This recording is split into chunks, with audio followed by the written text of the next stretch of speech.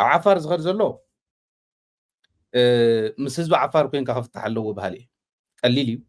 ሕዙ ፍትሕዎ ኣነ ገለገለ መራሕቲ ሰራዊት ድላይ ዘለዎም እዩ ዝመስለኒ ገለገለ እዮም ወዲ ወረደ እውን ሓዊሱ በዓል መን እዮም ዝመርሕዎ ዘለዉ ንፈልጦ ኢና ኦኬ ንፈልጦ ኢና በዓል መን እዮም ከምኡ ገይሮም ፀገም ክፈጥሩ ንትግራይ ላሕ ዝብሉ ዘለዉ ንፈልጦ ኢና ክነቃልዑ ኢና ተወሰነ ነገር ስለ ንፅበ ዘለና እዩ ክነቃልዑ ኢና ክልተ ሰለስተ ዘይመልኡ ኩራምሕሽ ከይዶም እንታይ ክገብሩ ይኽእሉ እዮም ክንሪኦ ኢና ንሕና እውን ኮ ስኸይ ንብልን ንዕኦም ሓትና እንዲኦም ተመለሱ ኢና ንብሎም ዘለና ሕዚ ልቢ ግበሩ ኢና ንብሎም ዘለና ብለይ እንታይ ኢሎም ግን ኢትዮጵያ ደገፈት ኣይደገፈት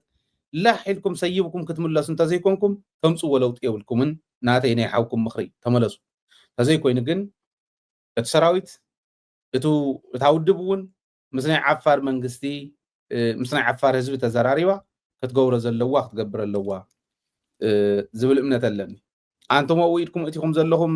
ኣዘዝ ሰራዊት ነበር ተጠንቀቁ ይሕሸኩም ሌጋሲኹም ተፅልምዎ ኣለኹም